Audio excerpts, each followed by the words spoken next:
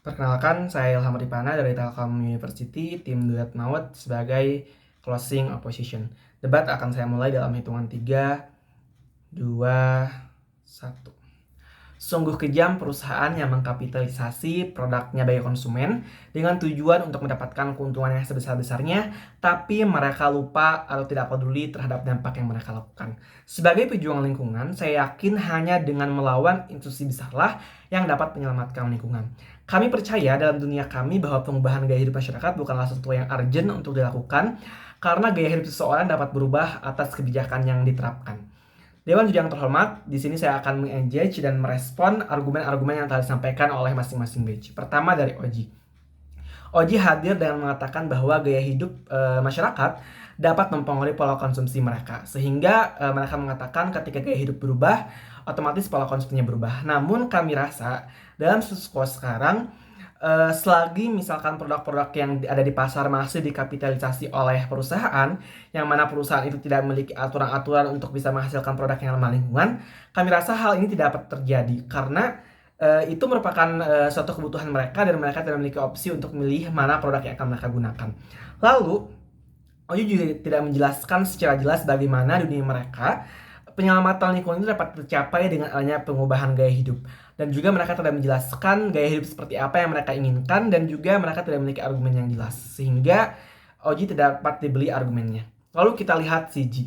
CG hadir dengan membawa cerita bahwasannya pejuang lingkungan adalah influence yang memiliki platform untuk dapat mengubah gaya hidup. Dewan Juri yang terhormat, percayalah bahwa setiap orang memiliki interestnya masing-masing, tidak selama 24 per jam orang-orang tersebut melihat konten-konten terkait lingkungan. Mereka juga memiliki kehidupan, dan di sini juga kami tidak melihat hal penting kenapa pengubahan gaya hidup dapat tercapai di sisi mereka, karena kami tekankan sekali lagi setiap orang memiliki interest yang berbeda-beda dan tidak mungkin hanya dengan platform yang mereka katakan mereka dapat mencapai atau mengubah gaya hidup seseorang. Lalu juga mereka mengatakan bahwa harga tidak masalah ketika mindset berubah. Hal ini tidak akan terjadi karena ketika misalkan perusahaan masih menjadi aktor yang mengkapitalisasi produk-produk yang ada di pasar, masyarakat atau individu tidak mempunyai opsi untuk bisa membeli produk-produk yang akan mereka beli. Misalkan produk yang lebih murah atau yang lebih mahal. Kami rasa yang dimaksudkan oleh pihak closing government itu hanya akan menyasar orang-orang tertentu saja yang mana mereka memiliki uang yang banyak dan sebagainya, sehingga mereka mengatakan harga tidak masalah. Tapi dalam dunia kami, hal ini tidak akan terjadi ketika misalkan masih banyak produk-produk yang dikapitalisasi oleh perusahaan dan banyak orang yang misalkan menengah ke bawah dan sebagainya. Dan juga kami rasa CG tidak dapat menangkap pendapatan kali ini karena mereka juga tidak memiliki urgensi yang jelas. Mengapa pada akhirnya secara komprehensif pengubahan gaya hidup ini dapat mencapai keselamatan bagi lingkungan itu sendiri. Lalu kita lihat dari segi OO.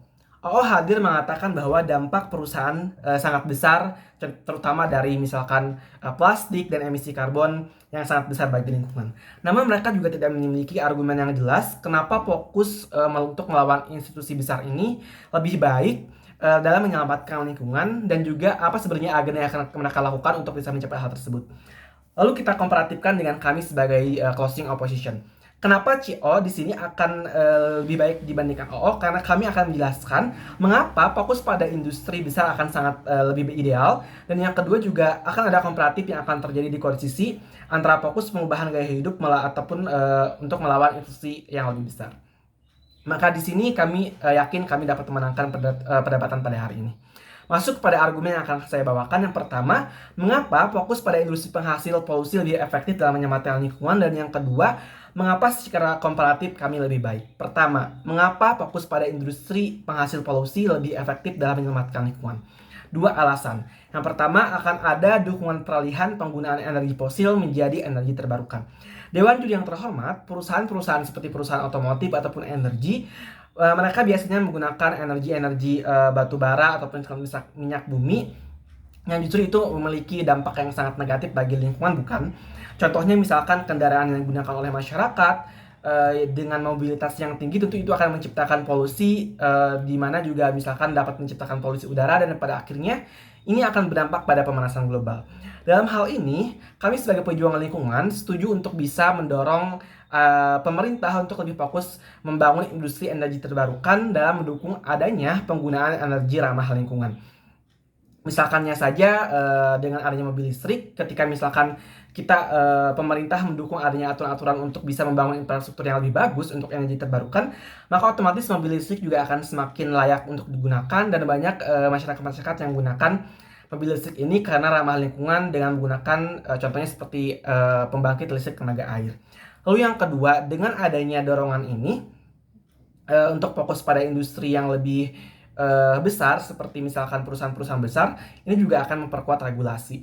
Regulasi yang pertama misalkan dari carbon tax. Kita tahu bahwasanya untuk bisa mendukung adanya perubahan dari energi yang lebih ramah lingkungan, pemerintah harus juga memperkuat regulasinya. Salah satunya dengan carbon tax ini, mereka bisa mendukung untuk penggunaan energi terbarukan dengan membuat regulasi carbon tax yang lebih komprehensif lagi, di mana sehingga pelaku-pelaku industri otomotif atau misalkan industri energi, mereka akan terdorong untuk menggunakan energi terbarukan karena misalkan infrastruktur yang sudah membaik, dan juga mereka merasa bahwa carbon tax ini akan lebih memakan banyak cost, sehingga pada akhirnya mereka juga akan terdorong untuk bisa menggunakan energi terbarukan. Lalu yang kedua juga pemerintah bisa mendorong untuk membuat peraturan mengenai pengesahan produk yang dapat didaur ulang, sehingga juga produk-produk tersebut dapat mudah didaur ulang dengan baik, ataupun misalkan produk-produk tersebut dapat dipakai berulang kali, sehingga juga ini tidak akan menciptakan lingkungan-lingkungan yang lebih kotor tercemar oleh plastik dan lain sebagainya.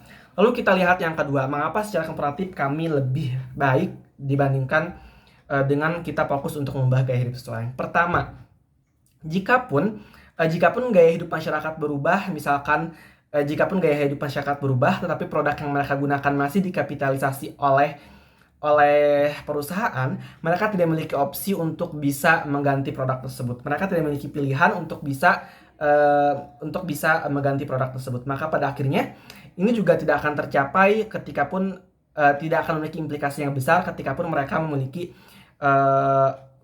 mereka pun bisa mengubah gaya hidup seseorang. Karena yang justru harus kita benahi dahulu adalah perusahaan-perusahaan yang menghasilkan produk tersebut.